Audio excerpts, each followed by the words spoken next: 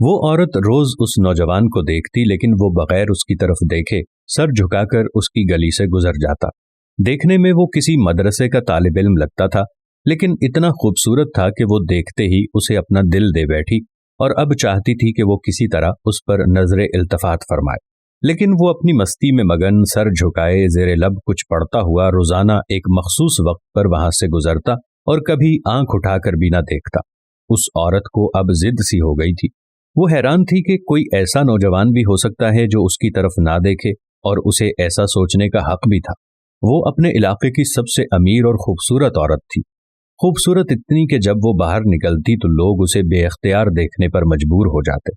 اسے حیرت تھی کہ جس کی خوبصورتی کو دیکھنے کے لیے لوگ ترستے ہیں، وہ خود کسی کو پسند کرے اور وہ مائل نہ ہو، اس کی طرف دیکھنا گوارا نہ کرے۔ اپنی انا کی شکست اور خوبصورتی کی توہین پر وہ پاگل ہو گئی اور کوئی ایسا منصوبہ سوچنے لگی جس سے وہ اس نوجوان کو حاصل کر سکے اور اس کا غرور توڑ سکے۔ آخر کار شیطان نے اسے ایک ایسا طریقہ سمجھا دیا جس میں پھنس کر وہ نوجوان اس کی بات مانے بنا رہ ہی نہیں سکتا تھا۔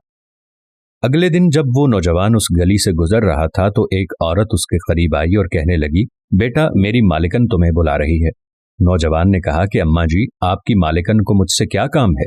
اس عورت نے کہا کہ بیٹا اس نے تم سے کوئی مسئلہ پوچھنا ہے، وہ مجبور ہے، خود باہر نہیں آ سکتی۔ نوجوان اس عورت کے ساتھ چلا گیا۔ اس کے وہم و گمان میں بھی نہیں تھا کہ جو عورت اسے بلا رہی ہے اس کا منصوبہ کیا ہے، وہ کیا چاہتی ہے۔ وہ تو اپنی فطرتی سادہ دلی کی وجہ سے اس کی مدد کرنے کے لیے چلا گیا۔ اس کے ذہن میں تھا کہ شاید کوئی بوڑھی عورت ہے جو اپنی کسی معذوری کی وجہ سے باہر آنے سے قاصر ہے۔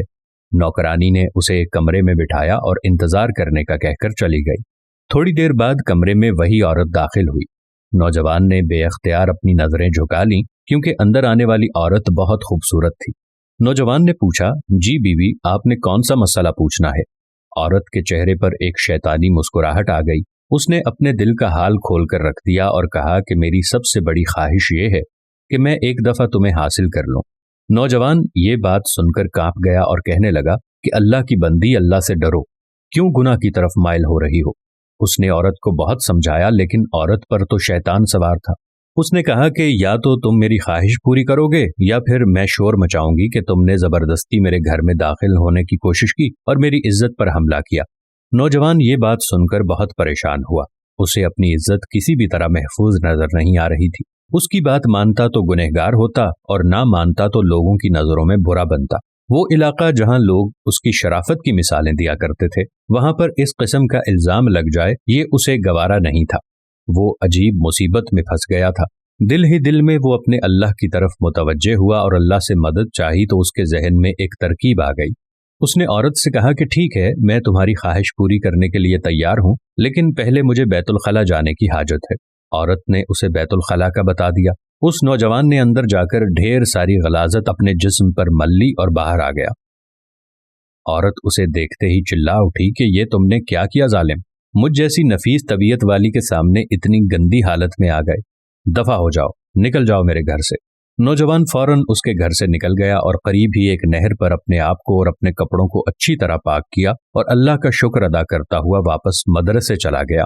نماز کے بعد جب وہ سبق میں بیٹھا تو تھوڑی دیر بعد استاد نے کہا کہ آج تو بہت پیاری خوشبو آ رہی ہے، کس طالب علم نے خوشبو لگائی ہے؟ وہ نوجوان سمجھ گیا کہ اس کے جسم سے ابھی بدبو نہیں گئی اور استاد جی طنز کر رہے ہیں۔ وہ اپنے آپ میں سمٹ گیا اور اس کی آنکھوں میں آنسو آ گئے۔ تھوڑی دیر بعد استاد جی نے پھر پوچھا کہ یہ خوشبو کس نے لگائی ہے، لیکن وہ خاموش رہا۔ آخر استاد نے سب کو ایک ایک کر کے بلایا اور خوشبو سونگھنے لگا۔ اس نوجوان کی باری آئی تو وہ بھی سر جھکا کر استاد کے سامنے کھڑا ہو گیا۔ استاد نے اس کے کپڑوں کو سونگھا تو وہ خوشبو اس کے کپڑوں سے آ رہی تھی۔ استاد نے کہا کہ تم بتا کیوں نہیں رہے تھے کہ یہ خوشبو تم نے لگائی ہے؟ نوجوان رو پڑا اور کہنے لگا کہ استاد جی اب اور شرمندہ نہ کریں، مجھے پتا ہے میرے کپڑوں سے بدبو آ رہی ہے، لیکن میں مجبور تھا۔ اور اس نے سارا واقعہ استاد کو سنایا۔ استاد نے کہا کہ میں تمہارا مذاق نہیں اڑا رہا تھا، خدا کی قسم تمہارے کپڑوں سے واقعی ایسی خوشبو آ رہی ہے جو میں نے آج سے پہلے کبھی نہیں سونگھی، اور یقیناً یہ اللہ کی طرف سے ہے کہ تم نے اپنے آپ کو گناہ سے بچانے کے لیے اپنے آپ کو گندگی لگانا پسند کر لیا، لیکن اللہ نے اسی گندگی کو ایک ایسی خوشبو میں بدل دیا جو کہ اس دنیا کی نہیں لگتی۔ کہتے ہیں کہ اس نوجوان کے ان کپڑوں سے ہمیشہ ہی وہ خوشبو آتی رہی۔ सुबहान अल्लाह, माशा अल्लाह। दोस्तों, उम्मीद करते हैं आपको हमारी आज की वीडियो भी ज़रूर पसंद आई होगी और आप भी अपने आप को गुनाह से बचाने की कोशिश करेंगे, क्योंकि अल्लाह तबारक व तआला को हमारी कौन सी चीज़ और कौन सा हमारा अमल पसंद आ जाए और उसके सदक़े में अल्लाह ताला हम पर मेहरबान हो जाए, इसका इख्तियार सिर्फ मेरे अल्लाह के पास है। उम्मीद करते हैं कि हमारी आज की वीडियो भी आपको ज़रूर पसंद आई होगी और सदक़े की नीयत से इस वीडियो को ज़्यादा से ज़्यादा शेयर करेंगे। प्यारा इस्लाम को लाइक करें और महफिल दुआ का हिस्सा बनने के लिए कमेंट्स में अपना नाम तहरीर करें। इंशाअल्लाह फिर किसी नई वीडियो के साथ आपकी खिदमत में हाजिर होंगे। तब तक के लिए अल्लाह हाफिज़।